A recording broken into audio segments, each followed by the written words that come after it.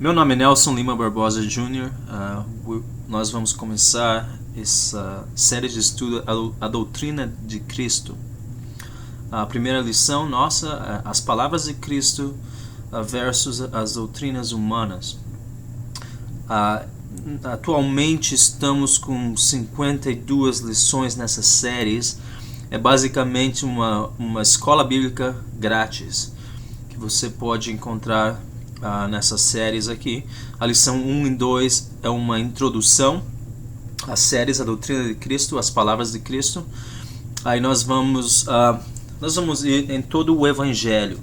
Nós vamos ir no Evangelho de Mateus, Marcos, Lucas e João. Vamos ir diretamente nas palavras de Jesus Cristo, a doutrina que ele ensinou para nós. Vamos aprender a importância das doutrinas de Cristo e as outras falsas doutrinas ao redor do Evangelho. Ainda não terminamos os Evangelhos. Estamos na lição 52, se eu não me engano. Eu acredito que vai ser a base de 65 lições. E como eu já disse, vai ser uma escola bíblica. Vamos ir por toda a Bíblia com esses ensinos. Vamos estudar não somente a doutrina de Cristo, mas vamos estudar a história atrás dos acontecimentos. Vamos tentar aprender o máximo nessas séries. Nosso versículo principal here, começando, para aprendermos por que as palavras de Cristo são importantes.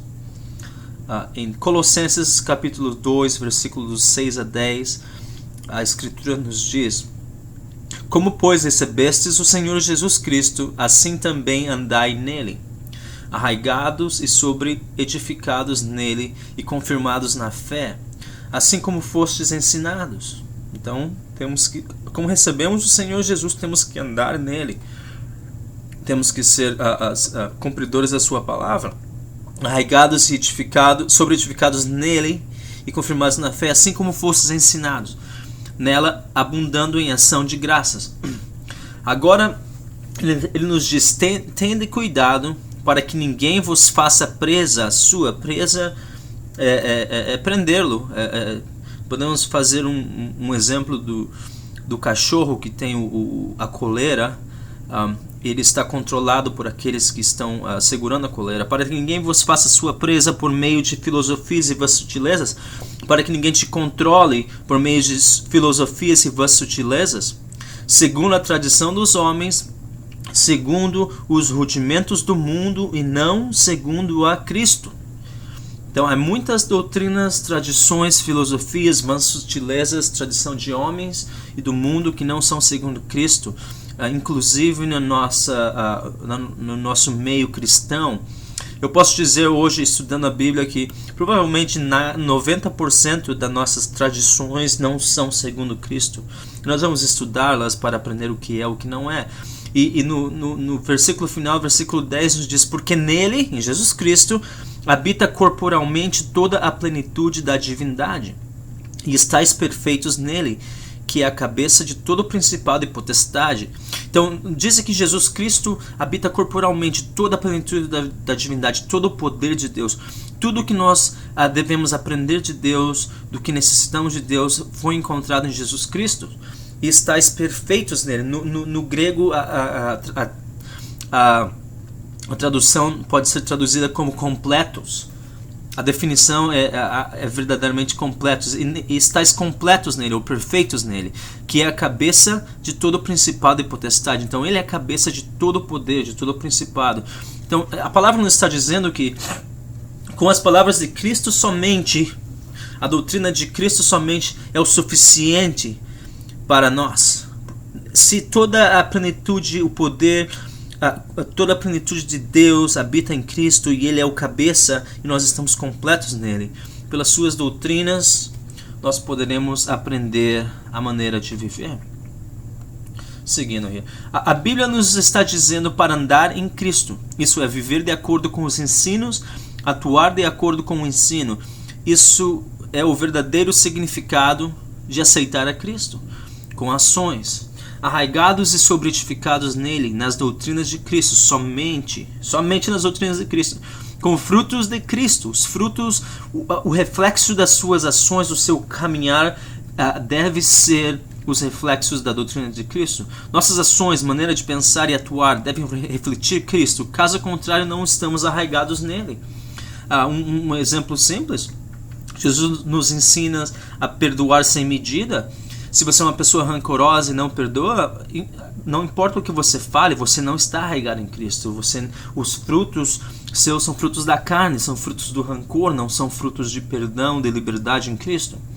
Tente cuidado para ninguém vos faça presa sua por meio de filosofias, vãs sutilezas, segundo a tradição dos homens, segundo os rudimentos do mundo e não segundo a Cristo.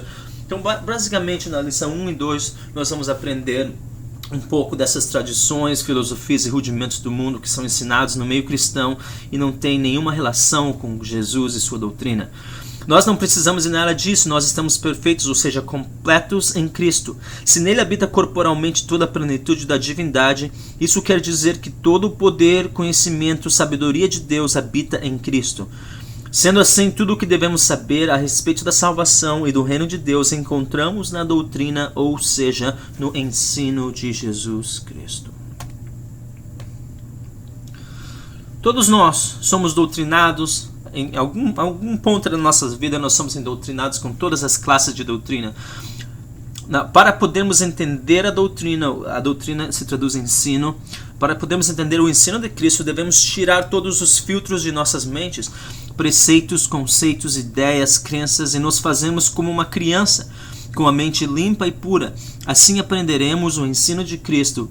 Por isso vamos entender um pouco de onde estas outras doutrinas, teve um erro de português, de onde estas outras doutrinas nascem, para podermos distinguir elas da doutrina de Cristo. E começando na lição 2, outro erro aqui, na lição 2, vamos ir diretamente nas palavras de Cristo, na segunda lição. Mateus 18, 1-3, a Bíblia diz: naquela mesma hora chegaram os discípulos aos pés de Jesus, dizendo: quem é o maior no reino dos céus? E Jesus, chamando um menino, o pôs no meio deles e disse: em verdade vos digo que se não vos converterdes e não vos fizerdes como um menino, de modo algum entrareis no reino dos céus.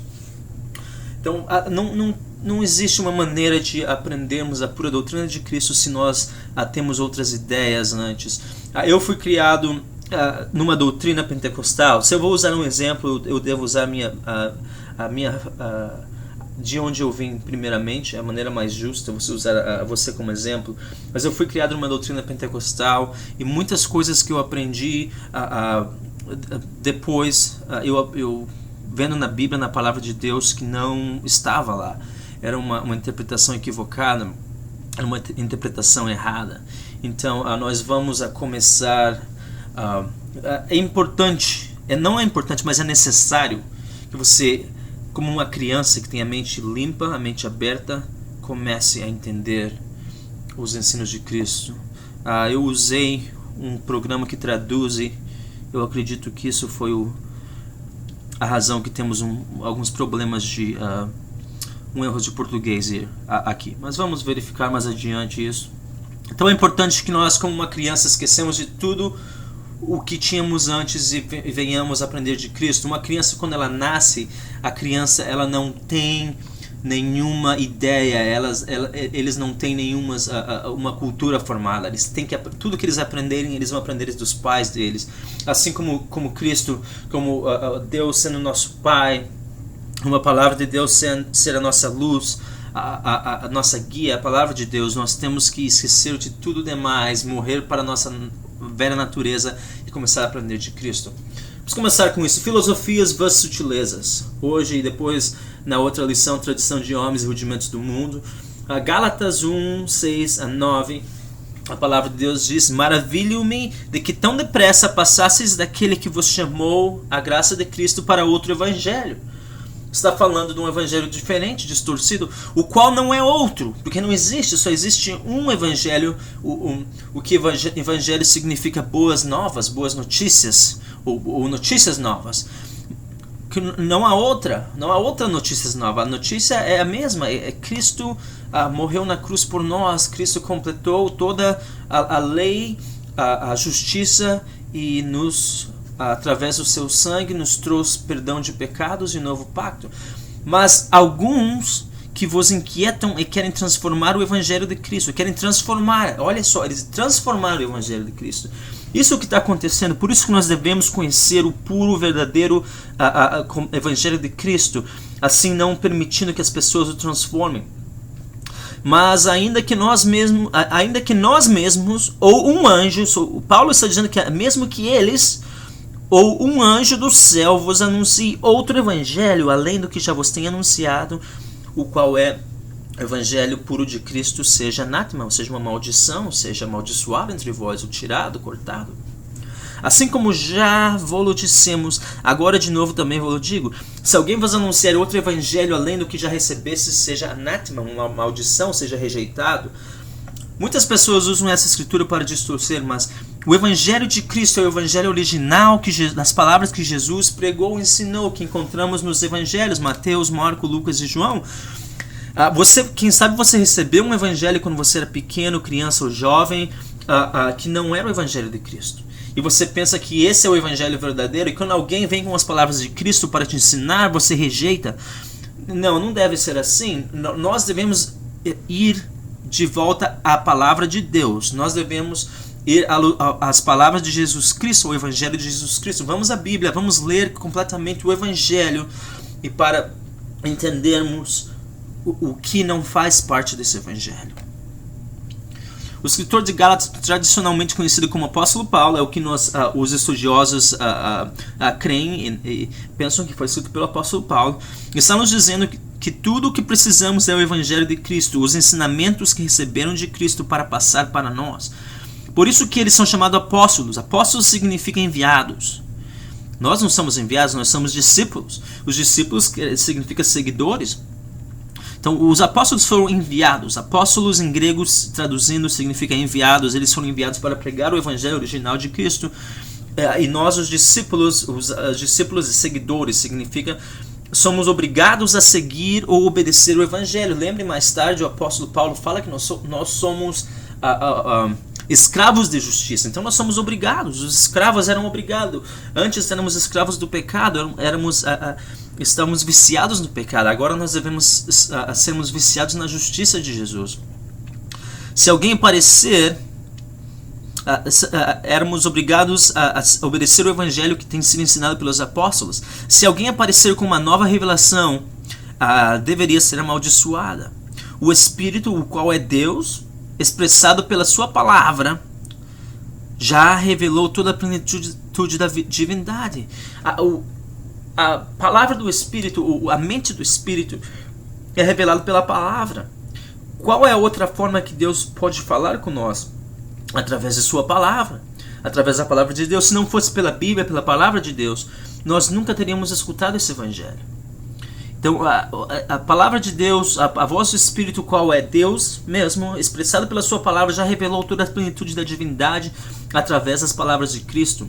Nada mais precisa ser revelado para nós sobre a nossa caminhada para a salvação. Tudo o que precisamos ou precisávamos saber para a nossa salvação, o caminhar com Cristo, Jesus Cristo já nos revelou através de sua palavra. Se qualquer professor, mestre ou ensinador diz que o Espírito revelou algo novo para ele, chama-lhe de falso profeta. Eu cresci em um meio que muita gente aparecia na igreja e começava a profetizar e dizer coisas. A maioria dessas coisas não tinham base bíblica, contradiziam a palavra de Deus. Isso é um falso profeta. O Evangelho, Paulo disse, se alguém apresentar algo diferente, um Evangelho diferente ou mudado, que seja amaldiçoado, não recebido, rejeitado entre vós. João 6,63, Jesus disse, essas são as palavras de Jesus. Ele está dizendo, o Espírito é o que vivifica, a carne para nada aproveita. Então ele está dizendo, mas as palavras que eu vos digo, Jesus dizendo, as palavras que eu vos digo são Espírito e vida. As palavras faladas por Jesus são a mente do Espírito. A expressão do Espírito são as palavras de Jesus. E Jesus, que é o próprio Deus, A palavra do Espírito é o próprio Deus, manifestaram-se por Jesus. Lembra-se em João 4,24 diz que Deus é o Espírito, Deus é Espírito. Por isso Paulo proíbe-nos de qualquer outra revelação.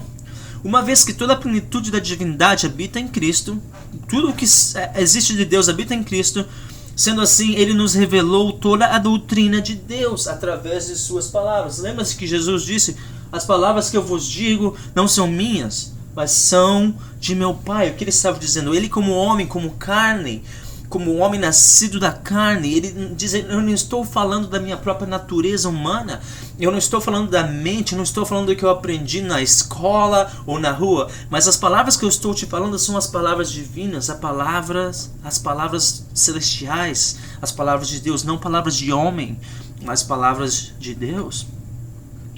Então, se isso for verdade, se as palavras de Cristo são espírito e vida, como ele disse ali em João 6,63, o que o Espírito da verdade significa?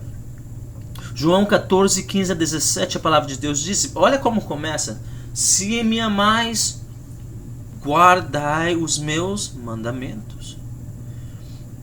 Primeira coisa, se vocês me amais, se amais a mim, guardais os meus mandamentos, as minhas palavras, o que eu vos tenho ordenado.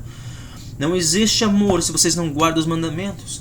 Guardar os mandamentos não é pegar os mandamentos de Jesus, escrever no papel e colocar numa gaveta. Não, é com ação. Com ação. Havia um versículo que eu aprendi quando eu era pequeno. Salmo 119 diz, escondi as suas palavras no meu coração para não pecar contra ti, guardar os meus mandamentos. Quando o Senhor fala com você, quando alguém te ofende, os mandamentos de Jesus diz, orai pelos que vos perseguem, você ora por ele.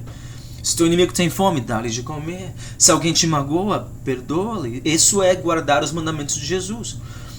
No próximo versículo 16, ele falou, e eu rogarei ao Pai, e ele vos dará outro consolador. Isso é na nossa tradução em português aqui. Ele vos dará outro consolador. Eu não vou nem detalhar no grego essa parte aqui. Nós podemos conversar sem ir na raiz grega. Vamos aceitar essa tradução, pelo momento aceitar a tradução do João Ferreira de Almeida. Ele vos dará outro consolador para que fique convosco para sempre. O Espírito da verdade que o mundo não pode receber, porque não o vê nem o conhece, mas vós o conheceis, porque habita convosco e estará em vós. Só um ponto que eu fiz aqui. Jesus começa com, se você me ama, guarda os meus mandamentos, ou o que eu te ordeno. Ele vai orar para o Pai dar outro consolador. Ele disse que o mundo não pode receber, mas vós sabeis quem ele é, ou vós o conheceis, porque ele habita convosco. Ele está no versículo 17, porque ele habita convosco. Agora eu pergunto, quem habitava com os discípulos naquele momento? O mesmo Jesus. E ele estará em vós, ou seja, a palavra dele, a palavra de Cristo. Quando Jesus sair no meio deles, a única coisa que vai permanecer é o ensino que Jesus deu a eles. Quando eu saí da casa do meu pai, quando eu tinha 18 anos, a única coisa que permaneceu em mim dos meus pais foram o ensino que eles me deram. Só a palavra de Jesus permanecerá, estará neles. Uma vez que os discípulos falam e ensinam as palavras de Jesus, eles falarão as palavras de Jesus, o qual é o Espírito de vida, o Espírito e verdade. Jesus disse, as palavras que eu vos digo são Espírito e verdade. Espírito e vida, Espírito e verdade. Quando os discípulos repetem a doutrina, os ensinos de Jesus, eles estão falando palavras que são Espírito e vida e verdade. Uma pergunta que eu faço antes de nós terminarmos esse tema, a fé vem pelo quê? A fé vem pela revelação do Espírito. Alguém chegou em você e revelou, o Espírito se revelou para ti e você começou a crer em Deus? Eu não creio, não. A fé não é isso que a palavra de Deus nos diz. A palavra de Deus nos diz que a fé vem pelo Romanos 10, 16, 18, mas nem todos têm obedecido ao Evangelho. Nem todos têm obedecido, pois Isaías diz, Senhor, quem criou na nossa pregação? Isaías está falando, de sorte que a fé vem pelo ouvir, e ouvir pela palavra de Deus. Não existe outra maneira de crer em Deus. Os apóstolos somente creram em Jesus por causa da pregação. ele falou com eles, ele pregou a eles, e eles creram. No livro de Atos, a palavra diz que Pedro começou a pregar, começou a ensinar como Jesus cumpriu toda a lei, e como Jesus foi o Messias, e como Jesus trouxe o sacrifício para o perdão dos pecados. A Bíblia diz em Atos 2,37 que eles se compungiram o coração deles e perguntaram. Eles creram. A fé deles veio pelo ouvir da pregação. Mas digo, 18, Romanos 10, 18, porventura não ouviram? Sim, por certo, pois por toda a terra saiu a voz deles, e as suas palavras até os confins do mundo.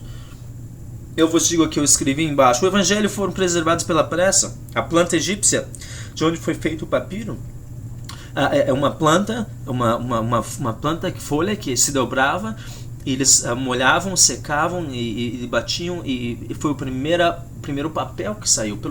E depois eles fizeram o papiro dessa planta, e logo depois disso os pergaminhos saíram, depois os jornais, os livros, e finalmente pelo que nós sabemos ou como conhecemos como a Bíblia. A única coisa que preservam a palavra de Deus, a palavra de justiça, essas foram as únicas coisas que preservaram a palavra de Deus. A palavra da justiça foi escrita no tempo dos reis de Israel. A lei, se lembram da lei dos judeus, dos hebreus? Judeus posteriormente, mas originalmente conhecidos como hebreus. A palavra de Deus foi encontrada pelos antigos pergaminhos. Há uma escritura em 2 Reis 22:8 que no tempo dos reis maus de Israel, eles deixaram de lado as práticas do templo, eles deixaram de lado a lei, e eles não viviam de acordo com a lei dos hebreus mais, mas eles esqueceram de tudo. Eles encontraram no templo, quando todo mundo esqueceu da lei de Deus, em 2 Reis 22:8, eles encontraram a palavra de Deus, e a Bíblia nos diz que eles leram a palavra de Deus, alguns deles se arrependeram, eles restituíram, o rei tratou de restituir os serviços no templo novamente, ele tratou de restituir a lei novamente.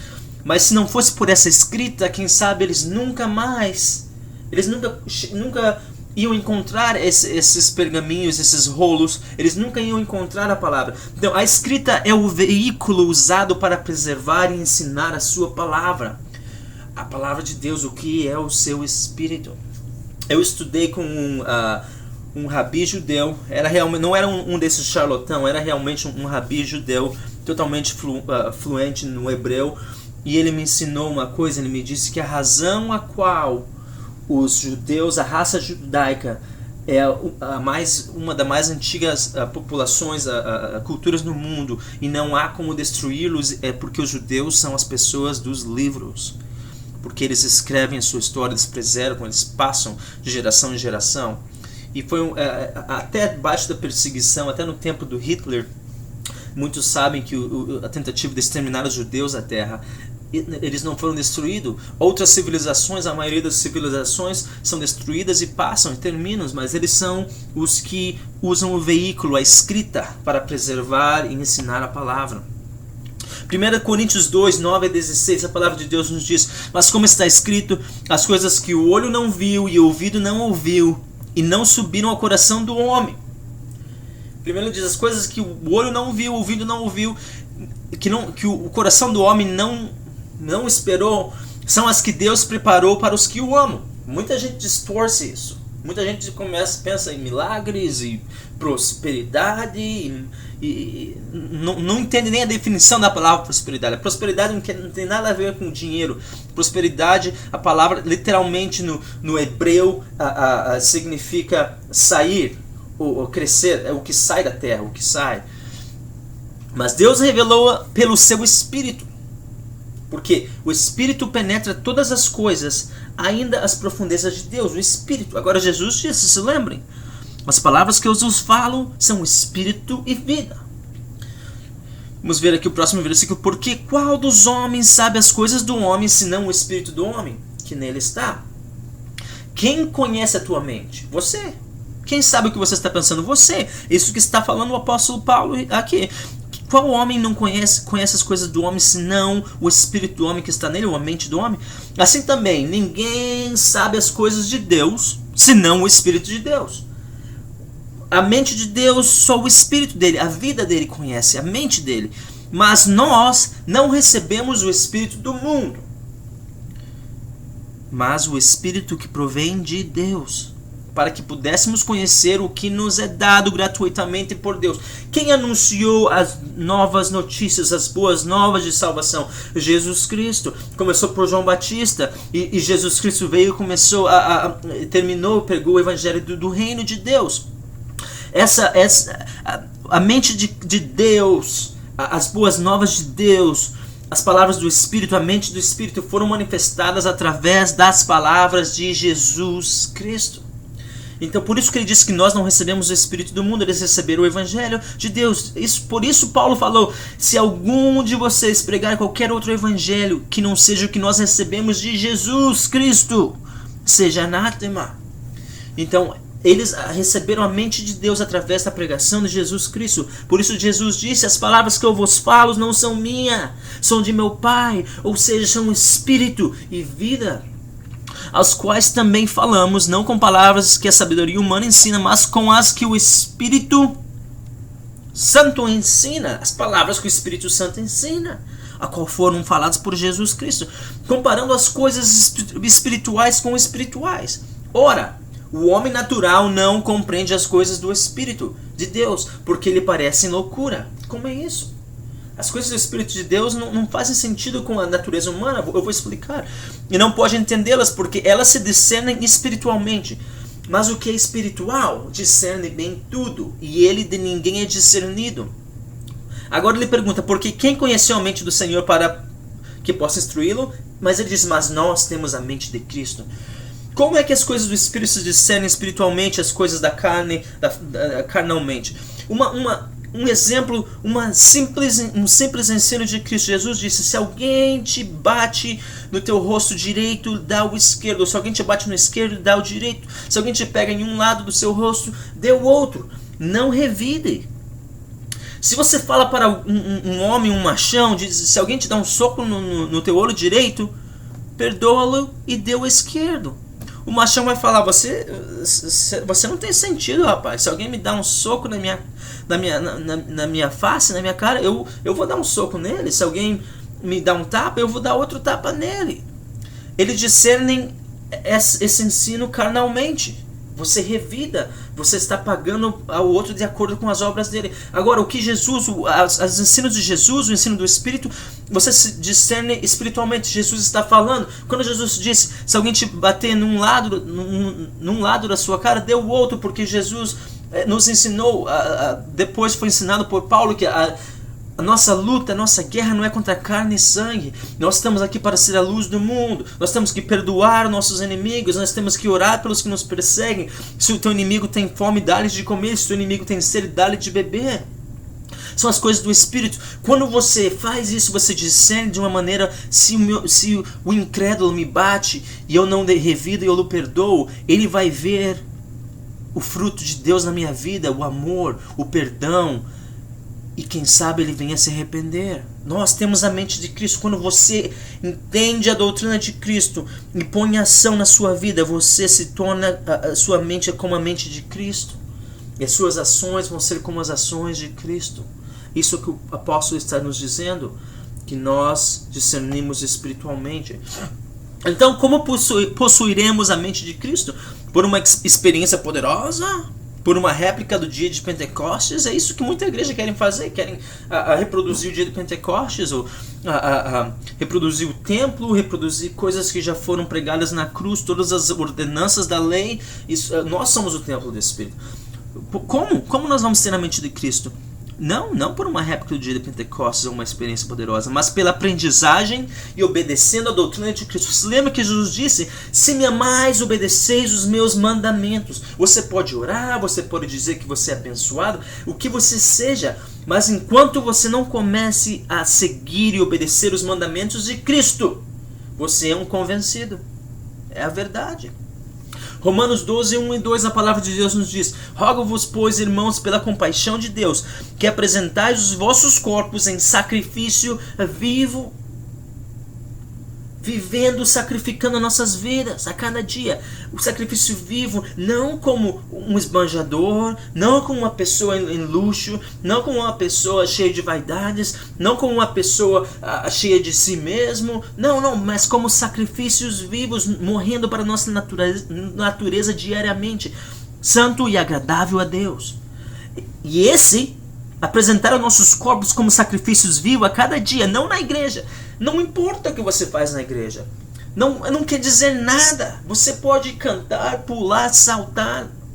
Mas quando você sai da sua casa, todo momento que você respira, no seu trabalho, na rua, você tem que ser um sacrifício vivo, porque a Bíblia diz, santo e agradável a Deus, que apresentar os vossos corpos como sacrifício vivo, é o vosso culto racional. Não o domingo de manhã, de tarde, o sábado à noite na igreja, quarta-feira, terça, o dia a dia, todos os momentos. E não sede conformados com esse mundo, mas sede transformados pela renovação do vosso entendimento. Como é que o vosso entendimento é renovado? Quando você começa a entender as doutrinas de Cristo, o que Cristo te ensina para fazer. Jesus disse que nem só de pão viverá o homem, nem só de pregação viverá o homem, nem só de pastor, isso, mas de toda a palavra que sai da boca de Deus. A maioria das pregações que eu assisto, que eu vejo, não tem nada bíblico. É tudo sensacionalismo, é incentivando o povo, emocionando o povo, é coceguinhas espirituais e isso. Não tem nada, não tem justiça, não tem reino de Deus, não tem uma maneira de viver, não existe a renovação do entendimento. As pessoas seguem pensando como pensavam antes, eles não adquirem a mente de Cristo, porque eles não entendem, não sabem nem o que Cristo ensina. Eu te desafio a perguntar a você mesmo ou a qualquer cristão o que Cristo ensinou. E se você pegar a Bíblia e ler, a maioria das respostas não vão dizer o que Cristo ensinou, vão dizer outra doutrina que não é bíblica. Então, transformai-os pela renovação do vosso entendimento, para quê? Para que experimentais o qual seja a boa, agradável e perfeita vontade de Deus. Se você sabe o que Cristo está dizendo, se o teu entendimento a respeito da Bíblia, de religião, foi renovado pela doutrina de Cristo, você vai experimentar e você vai saber qual é a boa, agradável e perfeita vontade de Deus. Vou orar para a vontade de Deus na minha vida. Você não tem que orar para a vontade de Deus na vida de ninguém. Leia a palavra de Deus, aprenda as palavras de Cristo e você vai saber qual é a vontade dele, a qual é que todos sejam salvos. A qual é que tome a sua cruz, negue-se a si mesmo, tome a sua cruz e siga Ele. Você vai entender a palavra de Deus, a vontade de Deus pela sua palavra. Nossa mente ou entender se renova quando ouvimos a palavra de Deus. Quando a fé nasce quando ouvimos a palavra. Nós temos que fazer o nosso trabalho de transformar nossas ações, colocando a palavra em ação. Como é que eu vou transformar? Se eu roubava todo dia e lendo a palavra de Deus, eu aprendi que roubar é um erro, não devo roubar, eu devo parar de roubar e transformar essa ação, parar de roubar pelo novo entendimento que foi renovado, que roubar não está correto, eu devo parar de roubar. Eu tenho que fazer a minha parte. Tiago 1, 19, 24, olha que a palavra nos diz: portanto, meus amados irmãos, todo homem seja pronto para ouvir, tardio para falar e tardio para se irar, para ficar bravo. Porque a ira do homem não opera a justiça de Deus. Quando você se ira e fica bravo, e a tua brabeza, a tua ira se torna em ação, você está indo contra a justiça de Deus. A justiça de Deus fala para perdoar. A justiça de Deus fala para deixar para o Senhor Jesus. Muita gente fala, entrega na mão de Deus, Deus vai se vingar. Não é o plano de Deus se vingar. O plano de Deus é que todos se regenerem, venham um arrependimento. A razão que não há juízo é porque Deus está dando oportunidade, a longanimidade de Deus. Deus está dando oportunidade a essas pessoas de se arrependerem. Quando você se ira, a justiça de Deus não é operada. Nós temos que sermos tardios para nos irarmos. Por isso, rejeitando toda a imundícia e a superfluidade de malícia, recebei com mansidão a palavra em vós enxertada. A palavra de Deus foi... Nós nascemos sem a palavra de Deus. Nós fazemos a decisão de recebermos a palavra de Deus em nossas vidas como a nossa lei. E essa palavra é enxertada, é um enxerto em nosso coração. nossos corações, a qual pode salvar as vossas almas, se você cumprir a palavra de Deus, se você for um cumpridor. Agora olha só, o outro versículo aqui nos diz exatamente isso. E sede cumpridores da palavra. Cumprir, ação. A palavra fala, perdoa, perdoem. A palavra fala, divida com os demais o que você tem, divida com os demais. Cumpridores, não é só... Se alguém está com fome na rua, eu falo, eu vou orar por você e Deus vai te abençoar. Você está enganando você mesmo? Se você tem R$2 na tua carteira e você não precisa desses R$2 e o rapaz está com fome, está morrendo, vai lá, compra algo para ele, divida o teu pão. Oração não vai ajudar nada. Serem cumpridores da palavra, não somente ouvintes, enganando-vos a vós mesmos. Porque se você é somente ouvinte, não cumpridor, meu amigo, você está enganando-se a si mesmo. Porque se alguém é ouvinte, a palavra de Deus diz, se alguém é ouvinte da palavra e não cumpridor, ele é semelhante ao homem que contempla ao espelho o seu rosto natural, porque se contempla a si mesmo e e logo esquece de como era. Ele viu a imagem, que bonito, andou duas quadras, não se lembra como é mais. Se alguém ouve a palavra e não põe em ação, ele vai se esquecer dessa doutrina e não vai saber o que fazer. Porque nós temos que exercitar todos os dias, colocar em prática os ensinos de Cristo. Tiago 2:14-26 diz, meus irmãos, que aproveita se alguém disser que tem fé e não tiver obras? Não existe fé sem obras. Porventura a fé pode salvá-lo? Não. Se eu falar que eu creio em Deus e eu não paro de fazer o que eu estou fazendo errado, e eu não começo não busco aprender a palavra de Deus, não existe ação, não pode salvar-me. E se o irmão ou a irmã estiverem nus e tiverem falta de mantimento cotidiano, e alguém de vós lhe disser, ide em paz, aquentai-vos, fartai-vos, e não lhes deres coisas necessárias para o corpo, que proveito vai virar daí? Nada. Você tem 2 cobertas em casa, o rapaz está lá morrendo de frio. Eu vim de Curitiba, uma cidade que é bem fria, e nas casas de concreto é pior, e o meu vizinho está morrendo de frio à noite, e eu falo, vai, no nome de Jesus, seja... que vocês tenham muito calor na noite.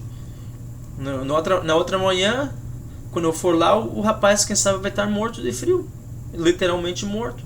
Não há proveito. Eu tenho que tirar uma das cobertas que eu tenho sobrando, dá para ele, ou corto a minha no meio, dê a metade para ele. Não existe, não tem proveito a fé sem obras. Assim também, a fé, se não tiver obras, é morta em si mesma. Mas dirá alguém, tu tens fé? Eu tenho as obras. Mostra-me a tua fé sem as tuas obras, e eu te mostrarei a minha fé pelas minhas obras. Eu não preciso nem dizer que eu creio em Jesus, se as minhas ações estão dizendo, se eu estou ajudando o necessitado, se eu estou aconselhando o que está em veredas erradas. Eu não preciso falar para ninguém que eu sou crente, que eu creio em Jesus, nada. Com as minhas ações, eu mostrarei a minha fé pelas minhas obras. Crês que é um só Deus? Fazes bem. Mas eu vou te dizer uma coisa, os demônios têm mais fé que você, porque eles creem e estremecem. Eles creem tanto que tem Deus que eles estremecem quando escutam, em você nada, não faz nada. Mas, homem vão, queres tu saber que a fé sem obras é morta? É morta, não existe, não tem proveito, ganho nenhum, não te vai salvar. Porque o nosso pai Abraão não foi justificado pelas obras quando ofereceu, uma pergunta, quando ofereceu sobre o altar ao seu filho Isaac? Claro que foi. Abraão creu em Deus, Deus falou, leva o teu filho. Abraão foi levar, e Deus o justificou porque ele obedeceu a palavra de Deus. Bem vês que a fé cooperou com as suas obras. Ele creu e pôs em ação. Se ele cresce, se Abraão falasse, Deus, eu creio que o que tu está me pedindo é verdade, mas não, eu não vou levar meu filho lá não, você está meio maluquinho, Deus, eu levo alguém mais. Não é fé, não é crer. Ele simplesmente esteve de acordo que Deus falou algo que poderia ser verdade, mas ele não levou a sério, não creu, ele não fez, não obedeceu. Não há obediência, não há fé. Bem vês, a fé cooperou com as suas obras, e que pelas obras a fé foi aperfeiçoada. E cumpriu-se a escritura que diz, Creu Abraão em Deus e foi-lhe imputado como justiça e foi chamado amigo de Deus. Vedes então que o homem é justificado pelas obras e não somente pela fé. E de igual modo Raabe, a meretriz, não foi também justificada pelas obras quando recolheu os emissários e os despediu por outro caminho? Porque assim como o corpo sem espírito está morto, assim também a fé sem obras é morta. Imagine Raabe, a meretriz, se ela cresce, os espias falavam assim: ei, nos ajuda porque nós somos de um povo bom e nós estamos aqui para espiar, me esconde na sua casa. Imagina se Raabe falasse: não, eu acredito que vocês são pessoas boas, mas eu acredito que devo esconder vocês, mas eu não posso, mas eu não vou esconder vocês. É uma fé sem obra. Os espias iam ser mortos. Não valeu para nada, não adiantou para nada. Muita gente fala: eu creio que Deus quer que eu faça isso, eu creio que Deus, mas não vou fazer. Uma fé sem obras não vai te ajudar em nada. O corpo sem espírito é morto, assim a fé sem obras é morta. Se a tua fé, o teu caminhar com Cristo não existe em obras, morto. A palavra de Deus nos está dizendo que temos que viver segundo o evangelho ensinado por Jesus Cristo. Ele falou a verdade pelo Espírito de Deus. Como ele disse, suas palavras são o Espírito. O Espírito da verdade é a palavra dele que nos guia. Receber um presente de falar em línguas, o dom literalmente é presente. Isso o que significa no grego, um presente. De falar em línguas não impedirá você de roubar. Você pode falar em línguas, meu filho. Você pode profetizar, pode fazer tudo o que a igreja moderna considera como dons do Espírito. Mas não vai impedir você de roubar, de mentir, de enganar, de matar, de adorar ídolos ou idolatrar coisas como esportes, cantores, atores, dinheiro, ter vaidade, qualquer coisa. Você pode falar em língua agora e dizer uma mentira no minuto seguinte. Mas a mentira não é o Espírito de Deus. A mentira não é a mente de Deus. Mentira é corrupção. Nós somente teremos o Espírito de Deus ou a mente de Cristo quando nos tornarmos praticantes da sua palavra. Você tem que fazer a decisão, caráter. As igrejas ensinam uma falsa espiritualidade. Jesus Cristo ensina caráter, a decisão, fazer o que é correto. Muitos fizeram grandes coisas em seu nome, mas foram rejeitados por Jesus, o que a palavra nos diz, porque não viveram a justiça de Cristo. Eles vivem após a sua própria cabeça, eles vivem de acordo com sua própria mente, o que eles querem fazer. Isto é vã filosofia, engano e vãs sutilezas, não é o ensino de Cristo. Olha só o que Jesus disse. Mateus 7, 15 a 23, ele falou: acautelai-vos, porém, dos falsos profetas, que vêm até vós vestidos como ovelhas, mas interiormente são lobos devoradores. Porque por seus frutos conhecereis. Porventura, colhem-se uvas de espinheiros ou figos dos abrolhos? Assim toda árvore boa produz bons frutos, e toda árvore má produz frutos maus. Não pode a árvore boa dar frutos maus, nem a árvore má dar frutos bons. Não existe isso. Você não vai pegar uva da laranjeira. Não existe isso. Toda árvore que não dá bons frutos, corta-se e lança-se no fogo. Portanto, pelos seus frutos o conhecereis. Muitas pregações te vão dar um incentivo, te vão deixar emocionados e quem sabe te vão carregar por um ano e meio. Depois de um ano e meio, aquela mensagem, você não consegue comer aquilo mais. Não te está dando crescimento. Você não está melhorando a sua vida em nada. E melhorar não tem nada a ver com dinheiro. Melhorar é a maneira de servir a Deus, é a maneira que você é mais contente com as coisas, você é mais piedoso, você é mais amoroso, você é misericordioso, você é feliz em Cristo. E essa palavra não te está produzindo nada. Então aqui a palavra de Deus nos diz: nem todo que me diz Senhor, Senhor entrará no reino dos céus, mas aquele que faz a vontade de meu Pai que está nos céus. Você pode dizer: Senhor, eu te amo, em oração. Oh, grande Senhor, amado Pai. Se você não faz a vontade de Deus, a vontade das palavras, a vontade o que o Senhor pediu nós para fazermos por sua palavra, você não vai entrar no reino dos céus. Muitos me dirão naquele dia: Senhor, Senhor, não profetizamos nós em teu nome? Em teu nome não expulsamos demônios? Uau! Em teu nome não fizemos muitas maravilhas? Aqui está a resposta de Jesus. Então eu lhes direi abertamente: nunca vos conheci. Apartai-vos de mim, vós que praticais a iniquidade. Não existem frutos de justiça. É tão simples como essa escritura diz, fazer a vontade de seu Pai, que foi expressa por palavras de Jesus. As doutrinas de Jesus. Jesus disse: as palavras que eu vos falo não são minhas, não são desse homem, dessa carne e sangue, são do meu Pai que está nos céus, Deus Todo-Poderoso, do eterno Deus, aquele que não tem princípios em fim de dias. Este é o guia do Espírito da verdade, a palavra, encontrados em seus ensinamentos. Os dons do poder de Deus não foram o suficiente para salvar os profetas. Eles profetizaram no nome de Jesus, dons. Aqueles que expulsaram os demônios, eles não produziram frutos do arrependimento e frutos de Cristo. Eles não possuem nenhum fruto do Espírito. Esses frutos precisavam ser exercitados, desculpa pelo erro aqui, precisam ser exercitados por nós diariamente. Aprendemos com a palavra dele e colocamos em ações, e os frutos devem ser. Quais são os frutos? O que devemos produzir? Aqui está, Gálatas 5, 22 e 23. O fruto do Espírito é amor. Amor deve produzir nossas ações. Gozo, alegria, paz. Nós estamos contentes. Do gozo, contentes. Não importa o que você tem, você está feliz, contente. Paz, longanimidade. Longanimidade é você ser paciente. É você... A paciência é você dar tempo para as coisas, você não ser apreensivo, você não ser impaciente. Benignidade é você ser benigno, bondoso, que é o outro sinônimo, a bondade.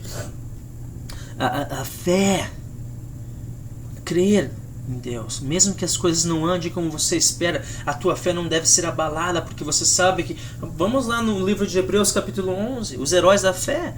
A maioria deles nunca viram nada passar, nunca viram nada acontecer, mas não perderam a sua fé. Mansidão, os frutos do Espírito, isso é, nós temos que praticar a mansidão, é temperança, a qual é um balance entre as coisas. Contra essas coisas não existe lei, não existe juízo, isso que está dizendo, não existe juízo contra essas coisas. Gálatas 3, 26 e 29, porque todos sois filhos de Deus pela fé em Cristo Jesus. Porque todos quanto fostes batizados em Cristo. Outra história, outro estudo bem longo que nós podemos fazer aqui, o batismo. Já vos revestistes de Cristo. Nisso não há judeus nem grego, não há servo nem livre, não há macho nem fêmea, porque todos vós sois uns em Cristo Jesus. E se sois de Cristo, então sois descendência de Abraão, e herdeiros conforme a promessa. Agora eu escrevi aqui, vamos estudar a palavra batismo mais tarde. Tal palavra não encontramos no idioma hebraico ou tradição. Ou a tradição hebraica. Em hebraico essa palavra foi enraizada na expiação ou pacto. Assim, de aí veio bapto e baptizo no hebreu, no grego. Era da palavra expiação. Assim que o escritor está nos dizendo... temos uma expiação, ou um pacto, ou uma nova aliança, ou um novo testamento, ou um compromisso com Cristo. Se realmente temos um compromisso com Cristo, precisamos nos vestir de Cristo. A palavra está dizendo, fosse batizados em Cristo, já vos revestisse de Cristo. Não podemos viver na nossa velha natureza. A palavra significa ser revestidos com Cristo. Nossas ações, toda a nossa vida deve refletir a Cristo. Se a sua vida não reflete a Cristo, você não está revestido de Cristo e você não é de Cristo. Como Abraão creu, acreditou, tomar medidas, mesmo tendo em conta o próprio filho, Abraão, ele teve Isaac para ser sacrificado, ele seguiu as instruções de Deus. Se fizermos o mesmo com a doutrina de Cristo, nós iremos tornar-nos a semente de Abraão, filhos de fé, filhos da fé. Se nós realmente crermos nas instruções que Cristo nos deu e seguirmos, nós nos tornaremos filhos na fé como Abraão. 1 de Pedro 1, 10 a 15 diz: da qual salvação inquiriram e trataram diligentemente os profetas que profetizaram da graça que vos foi dada. Vamos terminar com esse pensamento aqui, esses 4 mais slides aqui. Indagando que tempo ou que ocasião de tempo o Espírito de Cristo, olha só, está dizendo... Da qual salvação inquiriram e trataram diligentemente os profetas que profetizaram da graça que foi dada. Está falando de Jeremias, de Isaías, de Davi, que profetizaram da graça de Cristo antes de passar. Indagando que o tempo ou da ocasião de tempo, o Espírito de Cristo que estava neles. A palavra nos está dizendo que o Espírito de Cristo já estava nos profetas que profetizaram de Cristo muito antes dele nascer. Como é isso? Indicava anteriormente, testificando os sofrimentos que Cristo haviam de vir e a glória que lhes havia de seguir. Nos Salmos, eu acredito que é o Salmos 22 ou 24, que Davi já fala dos sofrimentos de Cristo. Depois Isaías fala dos sofrimentos de Cristo, aos quais foi revelado que, não para si mesmos, mas para nós, eles ministravam estas coisas que agora vos foram anunciadas por aqueles que pelo Espírito Santo, quer dizer, está dizendo que os profetas já haviam anunciado essas coisas pelo Espírito Santo enviado do céu. Quer dizer, os apóstolos, os profetas, antes, as primeiras profecias a respeito de Cristo foi feita a gente vê mais claramente por Jacó, quando Jacó profetizou a Judá, fala o cetro, que é o poder, o reinado não passará de Judá até que venha Salom. A cidade já haviam sido profetizados antes. Então, quer dizer, o Espírito Santo já havia sido derramado antes, é o que a palavra nos diz.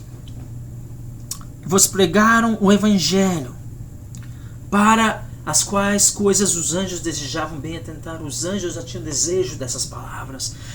Quer dizer, o Espírito Santo de Deus já estava sobre eles. Portanto, cingindo os lombos de vosso entendimento. Os lombos do que? Do vosso entendimento, não do vosso oração, o Espírito do nosso entendimento, da nossa mente. Renovai-vos pelo novo entendimento. Sede sóbrios e esperai inteiramente na graça que vos ofereceu na revelação de Jesus Cristo. Como filhos obedientes, não vos conformando com as concupiscências, quais o que se traduz os desejos que antes havia em vossa ignorância, mas as ações, mas como é santo aquele que vos chamou, como é separado, como é dedicado. Santidade quer dizer separação, dedicação. É separado para algo, é santo para Deus, é separado para Deus. Como é santo aquele que vos chamou, não é corrupto, é separado para a justiça. Sede vós também santos em toda a vossa maneira de viver. Escrevi aqui embaixo, esta passagem da Escritura está nos dizendo: o Espírito de Cristo estava nos profetas pelo menos 500 anos antes de Cristo ter nascido. Receberam essas palavras pela partir do Espírito Santo, que é o Espírito de Cristo. O Espírito Santo, o Espírito de Cristo, o Espírito de Deus é a mesma coisa. Há um só Deus, Ele é Espírito. A palavra dele são manifestadas através de Jesus Cristo, através dos profetas, dos apóstolos, para cingir os lombos de nossas mentes e ser sóbrio, que é obedecer a doutrina de Cristo, aprender a sua palavra, manter na nossa memória, guardar e manter a palavra de Deus na nossa memória, só guardar-nos do pecado e obedecê-la. Agora, só para trazer ilustração aqui, essas palavras do Velho Testamento, porque há muitas filosofias também que dizem que o Espírito Santo, o Espírito de Deus, a palavra de Deus não foi manifestada até o dia do Pentecostes adiante. Não é correto. A 1 Samuel 16:13 diz que então Samuel tomou o chifre do azeite e ungiu no meio de seus irmãos. Desde aquele dia em diante, o Espírito do Senhor, o Espírito Santo, o Espírito de Deus, o Espírito de Cristo, escolha a expressão que você quiser, no hebreu e no grego, nos originais textos, no aramaico, é a mesma palavras. É o Espírito de Deus. Se apoderou de Davi. Então Samuel se levantou e voltou a Ramá. Quer dizer, quando Davi foi ungido, muito antes de Cristo nascer, ele já havia sido tomado pelo Espírito de Deus.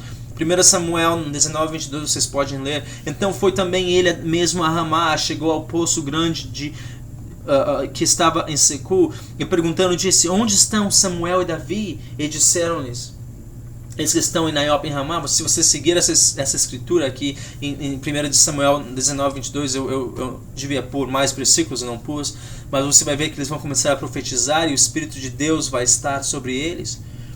Eu acredito que é o versículo 21, 23. O Espírito de Deus, o Espírito Santo, o Espírito de Cristo sempre estava entre a nação de Israel. A ideia de que o Espírito Santo de Deus somente foi manifestado depois do dia de Pentecostes é somente filosofia ou ideia teológica. Vamos ver o que o profeta Joel nos diz. Para tirar isso do caminho, já que estamos falando de filosofias, vãs sutilezas, tradições de homens e tradições do mundo, antes de começarmos com as palavras de Cristo na lição 2. Há de ser que depois derramarei o meu espírito sobre toda a carne, e vossos filhos e vossas filhas profetizarão, e os vossos velhos terão sonhos, e os vossos jovens terão visões, e também sobre os servos e sobre as servas naqueles dias derramarei o meu espírito. E se você lê Atos capítulo 2, Pedro está dizendo que isso que vocês veem, eles não estão bêbados, mas eles estão cheios do Espírito. É o cumprimento da profecia do profeta Joel. Mas o que Joel está dizendo aqui? Essa promessa é para sobre toda a carne. Não, que significa que todas as nações, em cima de todas as raças e classes sociais, sobre todos os servos e servas, isso foi para a igreja. Se você estudar a religião judaica moderna, moderna eu digo depois do cativeiro da Babilônia até o tempo de Cristo, a religião judaica era somente para homens. Mulheres não podiam entrar no templo, nas partes principais do templo. Crianças não podiam, servos não podiam, estrangeiros não podiam, era somente os judeus, homens. Antes disso, era somente para os levitas, os sacerdotes, e as ofertas voluntárias poderiam ser trazidas para o povo fora no átrio.